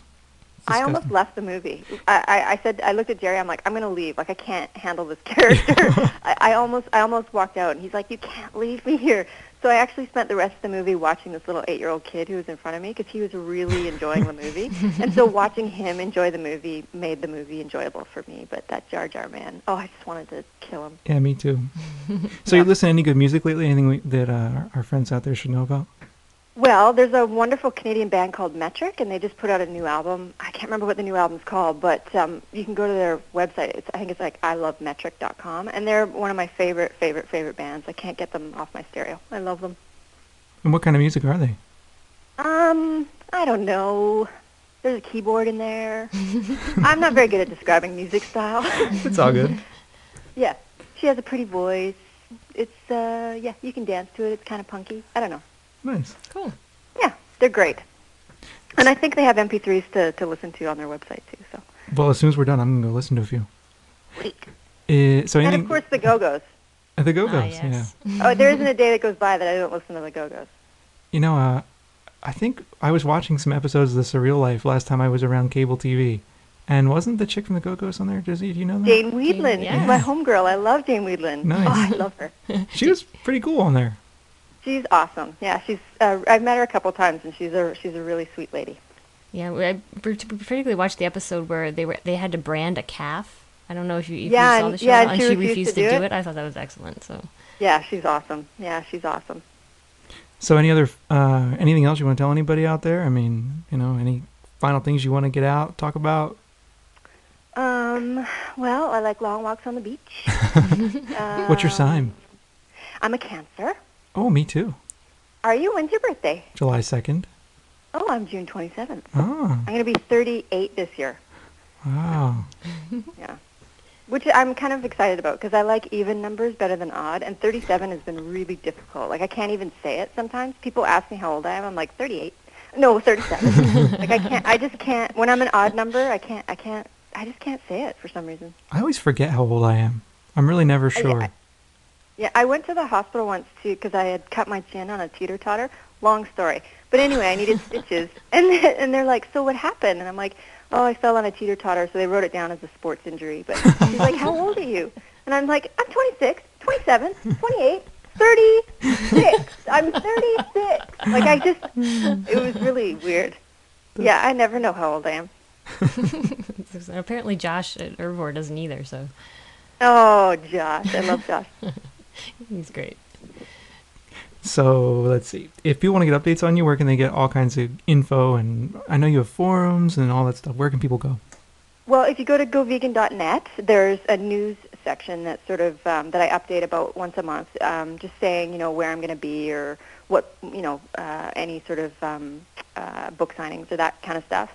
And then there's also a chat board there where readers chat with each other, and I'm on there quite a bit.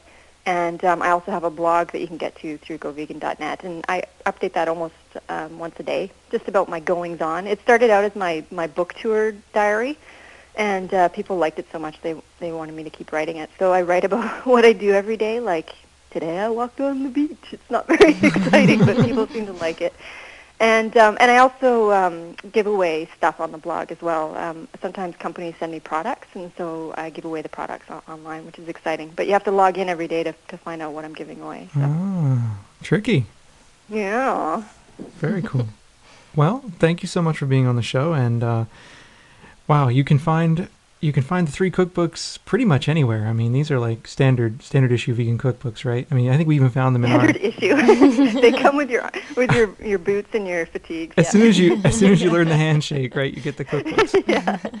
But I mean, we live in bumfuckville, rural USA, and I think we could even find them in a local bookstore here. So. Oh, that's cool. That's great. Well, I always encourage people to buy them from independent bookstores whenever possible. But good move. If you have to, you can go to the bigger stores and steal them. I mean, buy them. Well, we would never support anything illegal on the show ever. No, ever. Not ever. Excellent. Well, thank you so much for talking with us Yeah, today. thank we really Thanks for appreciate having me, it. you guys. Thanks a lot. So that was our interview with Sarah Kramer. Pretty good interview, huh? Yeah, definitely. Yep. So quick to the point, but had everything it needed in it. Yeah. Yeah, it was good. So thanks again, Sarah. Yeah, we really appreciate you coming on. We know you're a busy person, touring around the world and running a tattoo shop and writing books and all that. So it's cool. And we need to draw the show to a close because the cat is here. What? Yeah, he's giving us the evil eye. Yeah, he's hungry. Yes, we made the mistake of doing the podcast during feeding time. That's always a mistake. So the cat has been kind of circling. I feel like prey. He's looking at me like I am prey. And my office is such a shithole, and he's in here kind of walking on the papers and stuff. I know, he likes to make little nests and all your stuff. He does. It's great. And then I feel bad. I don't want to disturb his little nests. So, but yeah. So come visit our forums. Yeah. There's so many cute animal pictures. Indeed, we just moved the forums to a new kind of software, and it's much better actually. So you need to come over. Our forums are at veganfreaks.net/forum. You can find the podcast show notes at podcast.veganfreak.com. You can send us email at podcast@veganfreak.com. Call our voicemail line at 267-295-1944. And you can donate and get a subscription over there at podcast.veganfreak.com. And we really appreciate your consideration there. That'll help us a lot, actually. Yeah, there's a button on the right-hand side of the podcast page at podcast.veganfreak.com. And you might have to scroll down a little bit to find the actual button, but it's there. It is there indeed. And every bit helps, and I think $48 a year, man, $4 a month to month.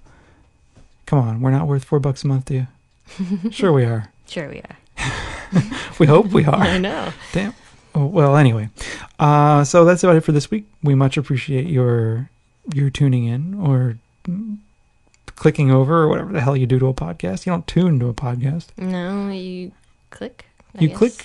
I don't know. Well, whatever you're doing, we appreciate it. Thanks for listening. Yes, thank you for all your support. And we'll be back next week. We have, next week, what do we have? I think we're going to have an email. Dude, I'm brain fried. An interview with Melanie Joy. If it's not next week, it'll be the week after. Right. She has done work on the psychology of meat, and it should prove to be a very interesting Of meat interview. eating, no? Meat eating. Yes, because meat itself would have no psychology. True. Considering it's dead. Yeah. So the psychology of meeting, we're looking forward to that. That's kind of interesting. Yeah. And we got a bunch of things going on. We always get stuff going on. If you have ideas for the show, we'd love to hear from you. So get in touch. And if we didn't get a shout out to you and you think we should have, send us an email. please don't feel bad about reminding us to do things that we said we would do. Sometimes we need reminding. We do. We get busy, and we have a long queue of emails and all that. So, in the interim, make sure you take your B12. Be a healthy, happy vegan. Indeed. Make sure you go out there and let the world know that you can be a healthy, happy vegan. All right. Indeed. Go vegan, stay vegan. Indeed. See you all next week. Just